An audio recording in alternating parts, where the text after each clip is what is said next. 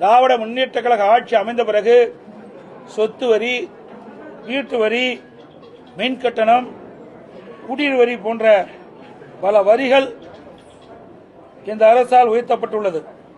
இதனால் மக்களின் அன்றாட குடும்ப சுமை பன்மடங்கு அதிகரித்துவிட்டது. எனவே மக்களின் சுமையை குறைக்கும் வகையில் அனைத்து இந்திய அண்ணா திராவிட முன்னேற்ற கழக ஆட்சி அமைந்தவுடன் ஒவ்வொரு குடும்பத்திற்கும் கருணை தொகையாக 10,000 ரூபாய் வழங்கப்படும்.